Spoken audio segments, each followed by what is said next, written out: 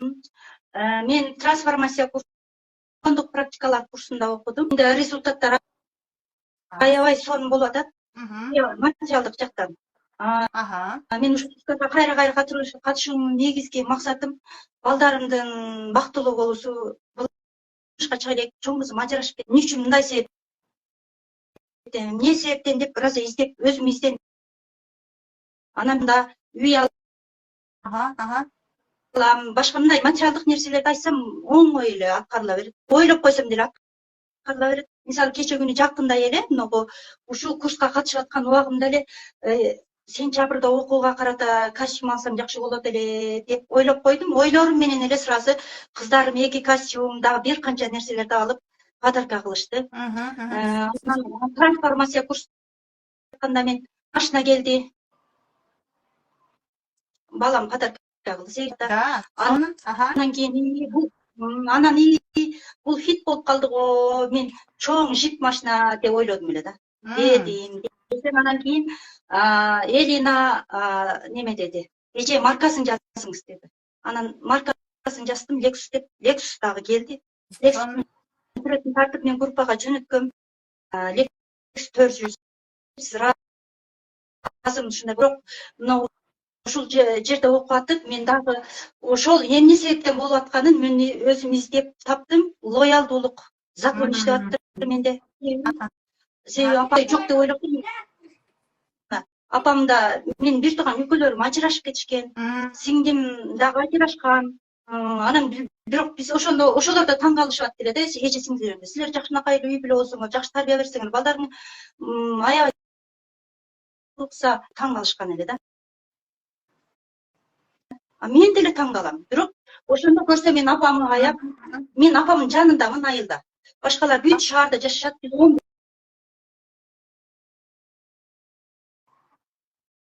Лоялдуулук практикасы закон экенин билип, той кылышты. Тойдун астында апамдарга Куран окуттук. Ошо Куран базарга барып апамдын башына барып айттыгандан кийин, мына Куран айттыгандан кийин мен айттым, силер барып турган, мен апам айта турган сөзүм бар деп, анан ошол жерде раз болду. Ошол жерде турган мазардын апам жанагысын бейтиби, ошол жерде туруп, анан ыйлап сыктап айттым, апа, сизге ыраазычылык менен ушул өзүңүздүн тагдырыңызды кайтарып бердим деп айттым.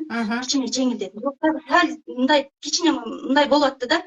Анан аны дагы чоң дарыя бар, Чаткал дарыясы. Чаткал дарыясынын жээгине барып дагы көзүм жумуп алып ошондой кылдым. Ошодон кийин кадимкидей жеңилдетим. Себеби дегенде муну окуп калганымдагы себеби бар да, адам кыйналган мезгилде жол издейт эмеспи? Анан ошондо жол издеп себеби кызым, чоң кызымдын көзү ооруп калды. Көзү ооруганда эч ким диагноз кое албай, анан андай мындай иш кылса, жаман диагноздор айтпайт. Анан деталга барганга деле болуп атты. Анан бирок түрктөргө мындай ишенбедик да. Ичибизде кызым да мен да ишене албай, ояка барбайлы деп айта албайм. Анан мечитке барып Кудай депчи. Мен сагы эле мен бир тууган кайын сиңдим звонок кылды. Ташкентке келсеңиздер болот экен, жеңе бир жерде сөздөки түшүнөсүздөр тилдерин деп. Ол бүткөндөн кийин эле кайным звонок кылды. Жеңе кыжалат болбоңуз, врач таптым Новосибирскийден депчи. Анан биз Новосибирскийге мен барбадым, мен орусча единством жок ошон үчүн. Анан кичинекей кызым кошулуп барды.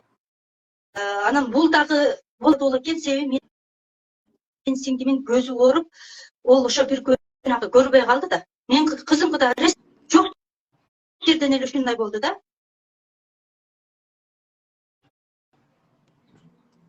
5 августта жанагы отпускага чыкмак экен.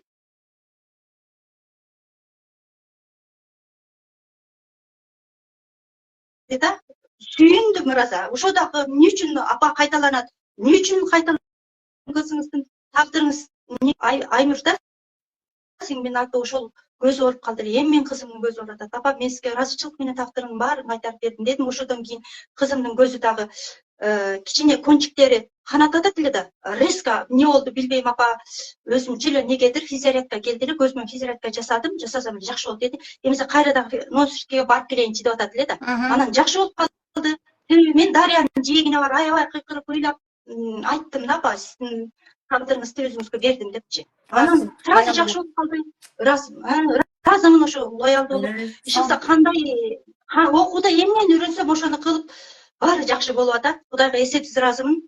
Анан атама өтө капа болуп жүргөн экем, себеби атам 42 жашында өтүп кеткен эле. Ошону күнөөлөп, сиз өтүп кеткен үчүн мындай, сиз өтүп кеткен үчүн мындай депчи. Мен атамы ошол өзүнүн каалоосу экенин билдим. Ушул окуудан улам ата сиздин каалоосуңуз экен, Кудайдын буйругу экен. Мен муну туура кабыл алдым деп ошентип аны дагы отпускать эттим эле.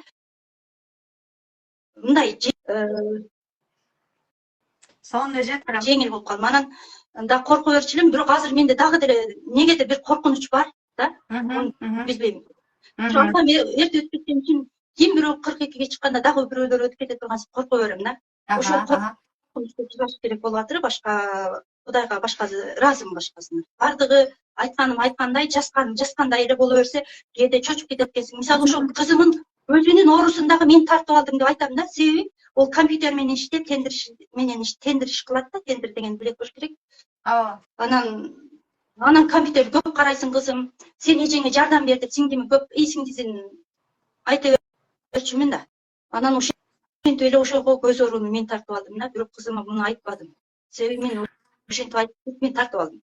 Сонун азам. Ошол чексиз ыраазымын. Элинага ыраазымын. Кээде Элина ыйлап сыктап, кээде бир тууган сиңдимдей болуп калды, айтам бир нерсе болгондордочу. Ошол кыскасы мен балдарым бактылуу болсо, бактылуулугун каалап жүрөм. Кудай кааласа, ушу сентябрь айларында уулум үйлөп той кылсам, силерди чакырам. Сонун. Тойлоо эле алып калат экенбиз да. Туура, Кудай кааласа. Сонун эже, азаматсыз барабыз. Эми бул жерде айтып атышпайбы адамдарчы, чындап эле ушундай результаты болобу?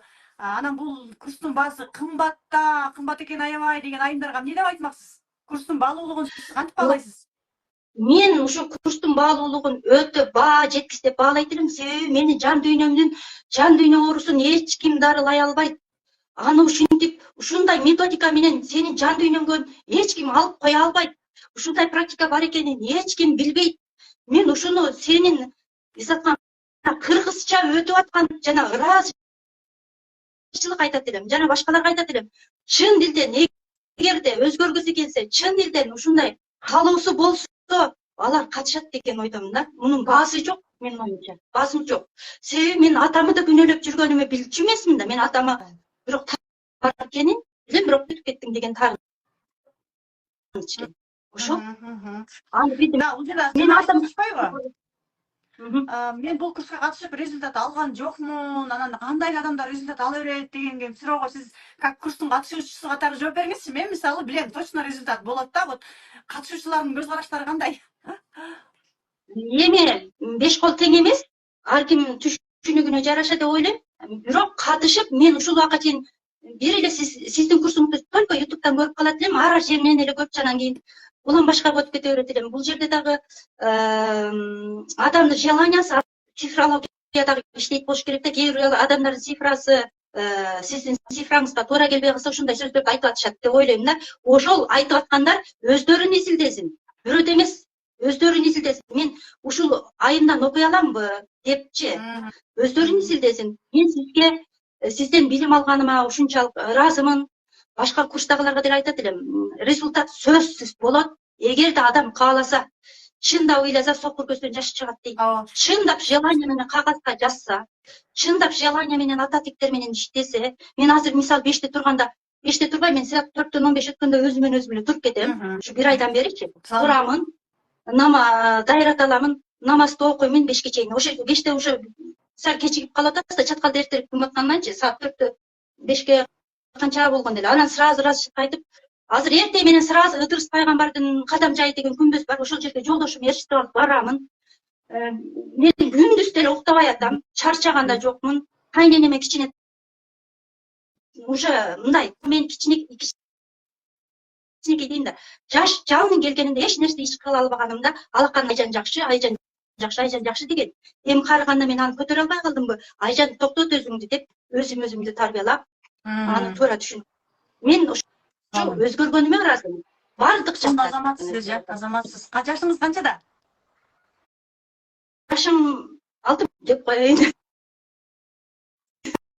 60 60 кийин жашырбайт дейт, бирок чындыгын эле айтайын. Азыр 56 жаштамын. 56 Жараңыз. Да, көпчүлүк айымдар балдарынын жашоосу болбой жатса, балдарын эле күнөөлөй берет да, мынтпейсиң, тигинтпейсиң депчи. Жашыбыз канчага келсе деле биздин балдарыбыздын жашоосундагы болуп жаткан эме бул биздин өзүбүздүн көйгөйүбүз экенин билбейбиз да. Ошон үчүн азаматсыз эже сизде эжелерибиз менен сыймыктанабыз. Себеби дегенде сиздер биздин тамырыбызсыздар да, биздин чоң эжелерибиз, биздин апаларыбыз бул биздин тамырыбыз. Ушу биздин апаларыбыз окуп, биздин апаларыбыз билимдүү болсо, биз бактылуу болмокпуз да. Биз бактылуу болсок, биздин эртеңки муундарыбыз бактылуу болот экен. Рахмат сизге, аябай ыраазымын. Мен сага ыраазымын. Сени жараткан Кудайга жана себепкер болгон ата энеңе ыраазымын. Элинага дагы ыраазымын. Рахмат, дагы көп ийгиликтерди жараттыңыз. Ушул бойдон билимди токтотпоңуз, дагы билим алыңыз. Мисалы сиз трансформация курсунда окупсуз, тренажерге катыштыңызбы? Тренажерде дагы сонун нерселер бар. Ошо тренажерге катышайын деп катыша албай калдым. Ошол мезгилде как раз кызым ооруп атканда өзүм стресске түшүп калдым да резко. Эми кийинки потогу болот, ошондо катышыңыз. Трансформацияны токтотпой, ар бир курска окуган сайын андан бетер результат, андан бетер инсайттар болот да, мүмкүнчүлүктөр. Эгерде мүмкүнчүлүгүңүз болсо, буга деле катышсаңыз болот, тренажерге катышсаңыз болот. Тепкичи менен чыгып кете беришиңиз керек да, сиз чыгып кете берген сайын результаттарыңыз. Анан дагы айтайын дегеним, мен үйдө Кудайга жазган элем 3 бөлмөлүү үй деп. Үйдө алганбыз Бишкектен, кыздарым алышты. Аны да айтып. Сонун. Прям бүт бардык тараптарда результат бар экен. Кудайга айтып атам. Бир себептен мен Кудай мал деп акчаны өзү алып кеп берген жок, же асмандан таштай берген жок, бирок кыздарымын, балдарымдын өз кызы экен, ошолор жаратып атат. Анан дагы апа сиздерге ушул подарка кээинен келип жатыңыздар, биз өзүбүзгө дагы алабыз дейт. Бул деген